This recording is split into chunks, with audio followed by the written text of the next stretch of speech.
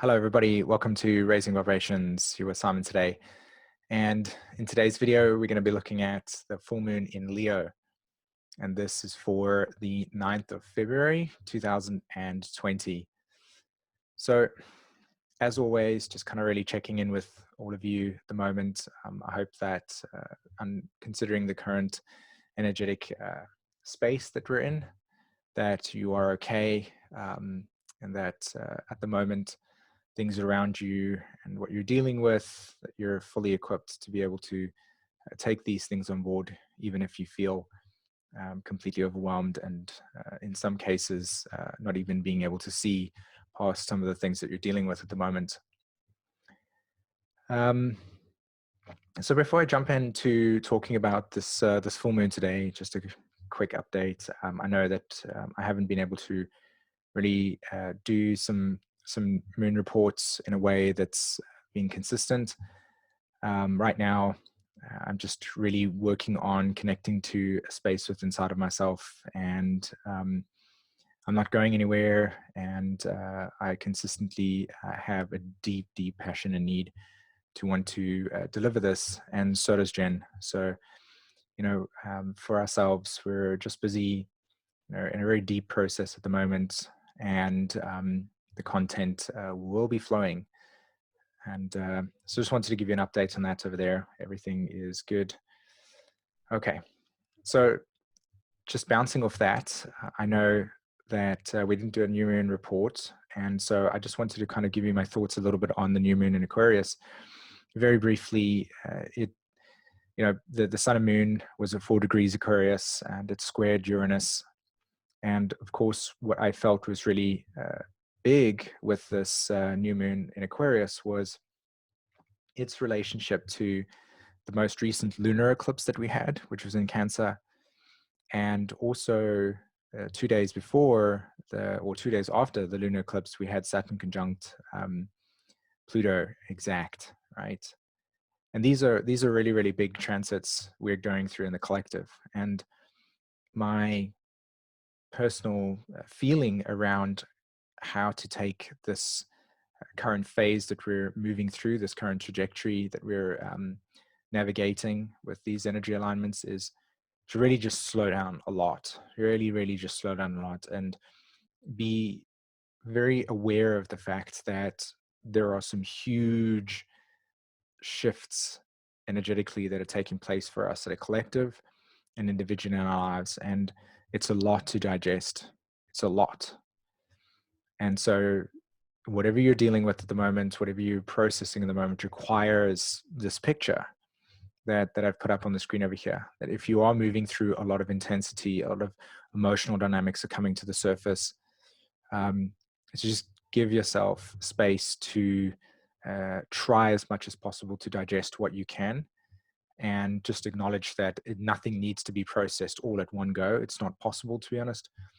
And that this new moon that was in Aquarius that just recently happened, spoke a lot to our ability to begin shedding away and finally letting go of old patterns that are arising into our lives, old behavior patterns, old psychological attachments, certain ways in which we have identified with our lives that don't bring us deeper fulfillment, don't bring us deeper meaning.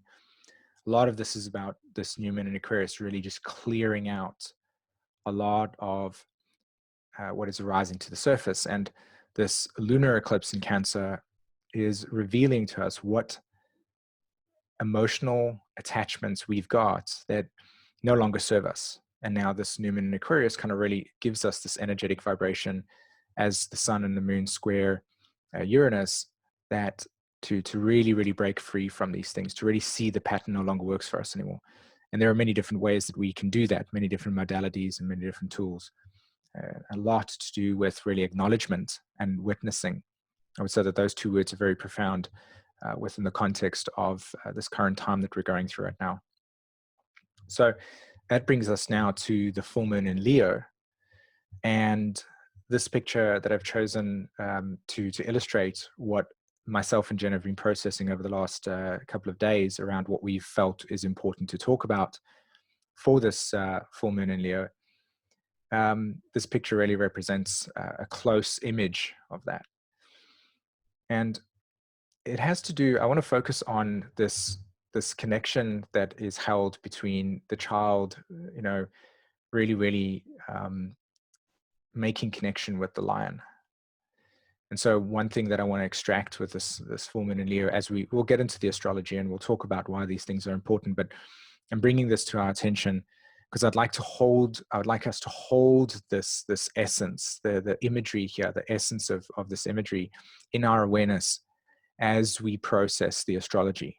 Okay, so this is kind of the important part of this exercise when listening to this full moon in Leo is how do we consciously integrate the energy that is present for us right now as we move into deeper layers of self-understanding, as we move into deeper layers of our shedding of personality traits and perspectives and ego attachments that hold us in duality in that way.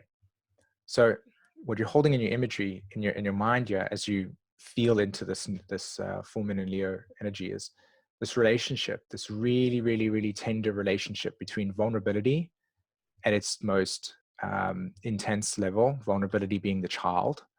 Okay, you just need to feel that all children are vulnerable in every way. If they weren't, they would be self-sufficient in a sense. They wouldn't need guardians. They wouldn't need parents, So there's this vulnerability factor that's really real with this full moon, and of course new moon energy, because this is part of the same cycle. And again, looking at Pluto and Saturn as this major conjunction, this vulnerability, and how vulnerability in this over here is wanting to make connection with, in this case, the lion is representing strength. It's representing a place within inside of ourselves that has courage. Okay, so it's about how do we allow ourselves to be deeply vulnerable, in the deepest vulnerable states that we can feel into ourselves, and then how do we begin to bring together an act of courage, an act of strength, and even to put it even across it in a more more powerful way, how do we actually make a connection with our own true power, with our own voice, with the essence of our being?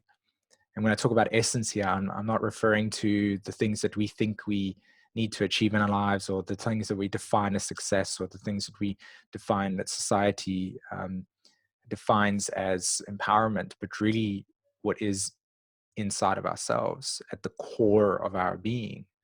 And that's something that I don't think that we are always conscious aware of, right? Because this place that I'm speaking of is, it's not something that's physical in that way. It's an inner relationship that we have to something. And what's really interesting about this is that the Mercury is in Pisces at the moment, and I'm failing to find words that eloquently describe the thing I'm talking about. So it's not something that can actually be described. It's something that is, in essence, what you feel when you see that light over there. It's purity, it's truth. And what is your truth? And how do we find that? How do we connect with that? And a lot of the time, the magic ingredient is the capacity to be really vulnerable. Now, just to be very clear, vulnerability in this context is not standing in the middle of the road with no clothes on, hoping that a car won't see you and so that you can push those things. I'm not talking about that. I'm talking about this. So let me see if I can move it over here. Okay. I'm talking about this. So this imagery is really important because I want to use this imagery to now deepen our connection to the astrology, right? So that it's not just a bunch of symbols that you're looking at, but actually really embracing and what it feels like. Like, how are you going to integrate this video? So Rumi talks about this. He says, everything you see has its roots in the unseen world. Okay, this is really important when it comes to looking at this chart. Everything you see has its roots in the unseen. As the origins, Neptune. Okay, Neptune would be representative of the source. And you can objectify this by looking at any plant form, particularly flowers, for instance, or cone formation, where you can actually see the spiral dynamic, where you can see the source emanating, and then what spirals out of the source is the flower, and then eventually the petals, right? This is Neptune. It's a state of pure being. It can't be described. You can't describe it. It's an essence that you have to be able to feel with inside of yourself. You can define it as, you can communicate it through as stillness, as non-judgment, where everything is exactly as it is. One of the ways that you can actually engage in this type of experience in terms of Neptunian is staring into the void. And eventually, like Nietzsche talks about, when you stare into the void starts to stare back. You just, gaze deeply into the distance. This is this origin that Rumi's talking about. It's that everything that is here in the physical world that you're interacting with has a root that is in the unseen. The origin that can be perceived as the child being birthed from the womb, as it were. These are really, really strong symbols that are in the chart. The womb represented by this process of the Cancer archetype, what holds you in safety, North Node in Cancer. And again, Neptune's there, Mercury's there at the moment, and we're connecting to this origin, right? The origin of our vulnerability, the origin of what really sits with us at the depth of our being.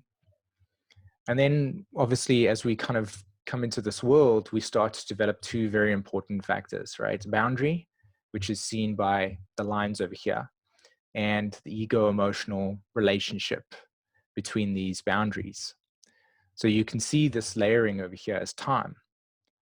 And the origin of our incarnation, the origin of our essence is deeply rooted in the unseen. And this materializes into our lives as experiences that we process and deal with. And one thing that I think everybody watching this video at some point has come to realize, that this is not going away.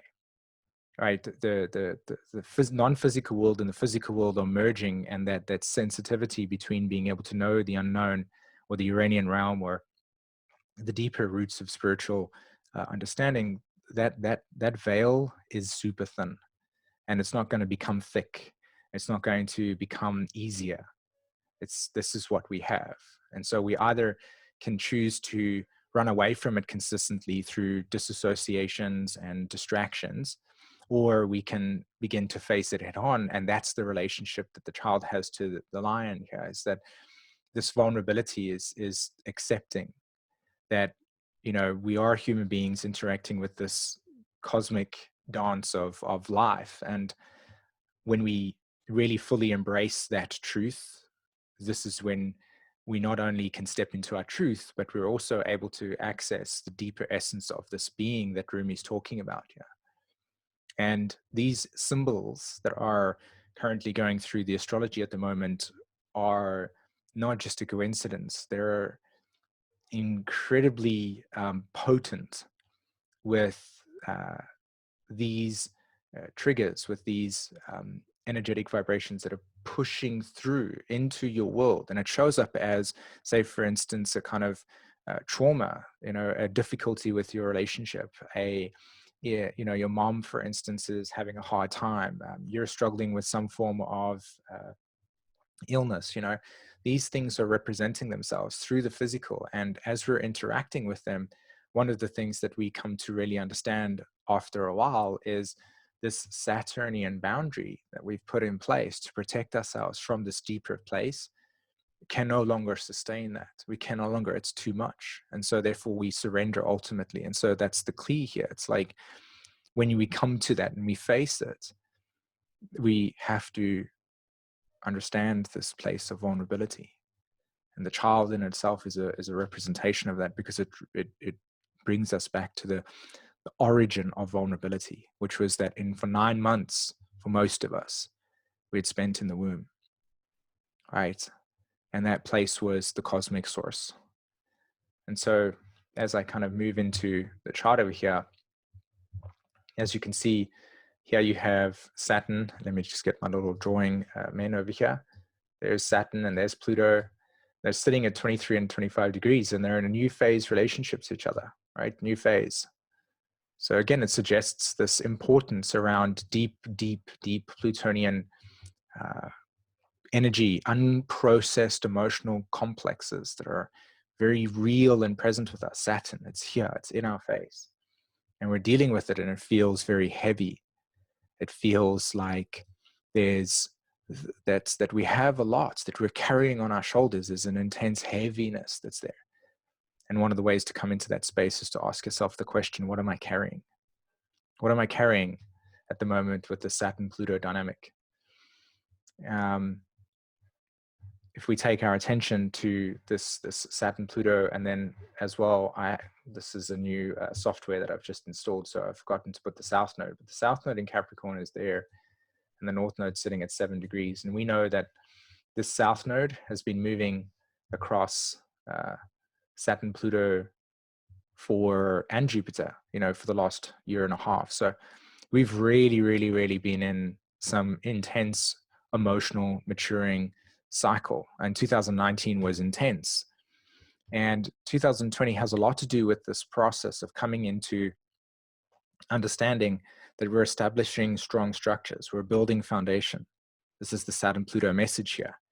See, there's two ways to look at this. You can have divine inspiration, which is this magical experience of having a mystical moment and then feeling the source energy and kind of living in this state of joy, which is amazing. And that's also very much available to us right now. And then there's this other part that's also calling for the attention, which is divine perspiration. And that's this realization that there is work to do regarding clearing out emotional attachments that we have to things, understanding what they are for and why they're there, understanding the way that every single person in our life is a teacher. And they're teaching us something about our own personal cosmic story, because that cosmic story is rooted in the essence, in the unseen, and it's rooted in the origin. And eventually it's rooted in the essence of your truth. And so when we're turning our attention inward with the Saturn-Pluto, and I've spoken about this many times with the Saturn-Pluto conjunction series that I'm doing, with Jupiter and Capricorn video that I did, the Chiron and Aries video I did, the message is very clear that I'm wanting to put across here is that this is a time of understanding this really deep concept of divine perspiration. And it's this understanding of the Capricorn symbol. Okay, the Capricorn symbol is the sea goat. And what we're talking about here with the sea goat is emotional maturity. Emotional maturity. And so we go into the depths, right? Sea goat is symbolized by this polarity. This is the Capricorn part, and this is the Cancer part. And so the Cancer part is watery, and the Capricorn part is ascension. And so we're looking to climb out of the watery depths of our emotional dynamics and rise above. We're looking for emotional maturation. And we mature emotionally when we are self-reflective, when we're allowing ourselves to understand our personal limitations and the boundaries. And in particular, the defense mechanisms that we have, right? This full moon in Leo speaks to the absolute need to come into contact with your divine truth, to be 100% committed to your process of coming into a deeper part of yourself. And what that journey looks like for every single one of us is radically unique. And these energies at the moment are consistently pushing the attention to come into this place, because we are, in a sense, being initiated into a very important state of being that is absolutely essential for an Aquarius age, and that is emotional maturity. This is the building blocks and the foundation. And the sea goat is representing to us that with the North Node in Cancer and the South Node in Capricorn and Pluto and Saturn here, that if we continue to bring our old material to the new inspirations and projects and dreams that we have in our life, we are always going to be limited by ourselves, by this old self. We need to shed the layers. We need to shed the faces. We need to shed the emotional attachments that linger in our awareness, that prevent us from really, really stepping into something bigger for us, something real for us. Okay, this is Saturn, Jupiter, Pluto theme here. It's this heaviness that's putting on you. And what the heaviness is doing is it's pushing so much attention on the self that it's almost like everything's collapsing on you, and it forcing you directly into the self to explore the inner truth. It becomes so much. And in that space, then what matures out of that is this realization that it's not outwardly that truth and authenticity, and it's not a psychological attitude, but it's an actual emotional experience that you go through that originates from the waters of your depths, the depths of your own emotional being, and it rises into the Capricorn archetype, ascension in that way. So what are we doing? What are we doing in terms of, what does the Chiron square Mars show up as? Like, why would Chiron square Mars show up in this new moon right there? And what about the relationship between Saturn and Pluto squaring Uranus at the moment? Right? So two things, let's look at this. And then of course you've got Venus conjunct Chiron and Venus square the nodes. So there's three really, really interesting dynamics that are taking place here that are associated with this message today. And so here we have, again, we've got Mars. Let's talk about Mars square Venus. So in EA, the Mars square Venus is in a cycle. It's called, the cycle is crisis in action. And we're talking about a 90-degree square that's taking place over here. And what we're looking at between these, it's more than 90 degrees in this case, just for those people that need to have that information. But we're talking about a dynamic where we are emerging into a new reality, and that's the Saturn Pluto in a new phase, right? But we're not really fully aware of how to take this energetic energy that is in the kind of ether and really anchor it into something more physical so that we can see the changes. So we're in a kind of phase right now where this deeper story that I've been sharing with you, the background story, how that's being shown presently in our world is that we're aware of that. Okay, cool, that's there, but how do we actually ground it? How does it become physical for us? How do we take these things and allow us to see the maturation and the maturity and the anchoring into it? And so the question that you want to ask yourself is, well, not the question you want to ask yourself, but what you want to try to see here is that because of the nature of the square, and it's called crisis in action for a reason, we're not going to know. So we're trying something out, we're getting some environmental feedback, it works fantastic. If it doesn't, it doesn't. And we're consistently just putting one foot in front of the other, trying and infusing this new sense of process. We're validating new moon, the Leo archetype here, the moon in Leo. We're validating the experience as positive or the way that we want it. And then whatever doesn't work, we throw out, right? We cut out. And so we're in a consistent phase of integration, observation, feedback. This is working, this is not. So allowing yourself the space to practice, allowing yourself the space to go exactly where the energy is at the moment, that we're in a developing stage with that. Okay?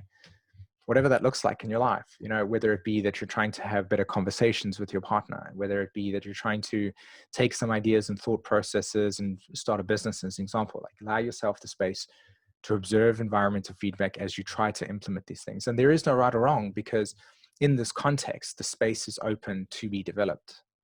So you've got to really see new opportunities as opportunities for growth as you restructure your reality. And if you look at the relationship between Saturn and Uranus over here, that's in a last quarter square. So the difference between Mars and Venus and Uranus and Saturn is, Uranus and Saturn is in a place where we're looking to individuate.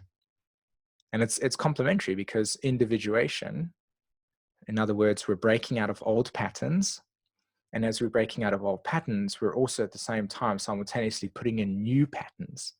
And this is the whole purpose of this new energy with the new moon in Aquarius that I was saying, breaking old patterns and then infusing and giving life to new. This is the Leo energy here. Breaking old patterns, infusing in life, taking to the new. Yeah. And we progressively just do that. And the Chiron square the nodes here and conjunct the Venus archetype. So Venus conjunct Chiron and Mars squaring Chiron and Venus says this: we're going to, at this period of time, because we're in this kind of phase of back and forth consistently, we're looking to observe when we have an experience, what defense mechanism we have in place. This is a really important thing here. Let me show you with this next picture. What protection mechanisms do we have in place? What are we, and this was something that was really, really beautiful. I loved it. One of the people shared it with me when they were talking about how they were working through their own wounds, is what am I trying to preserve?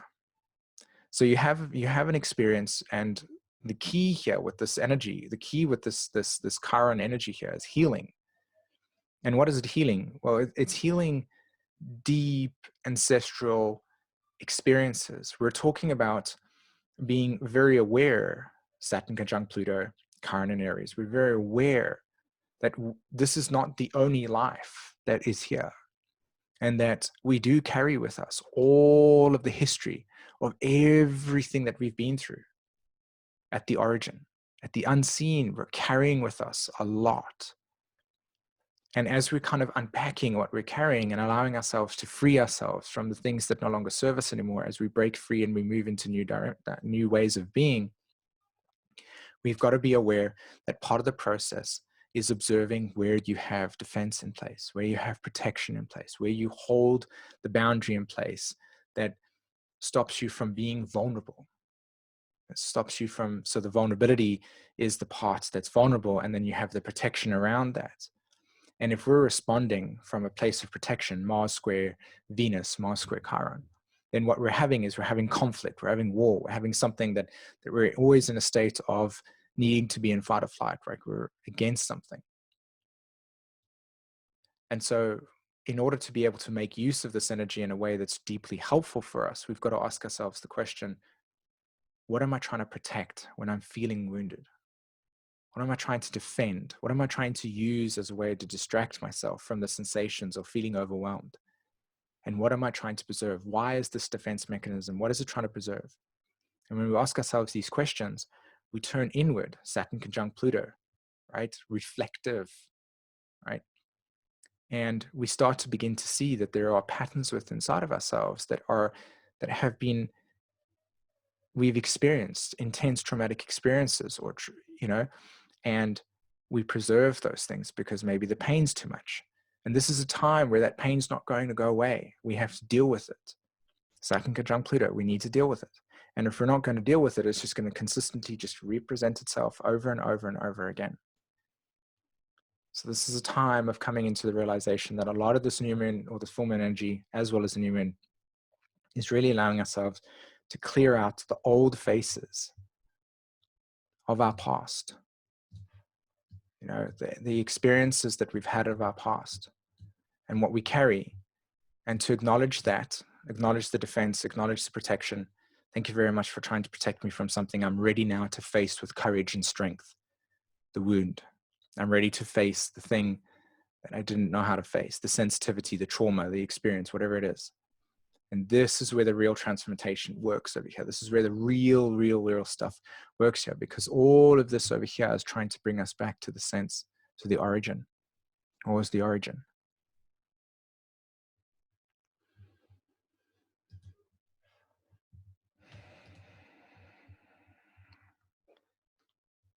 Profound energetic presence at the moment. Okay. All right, everybody.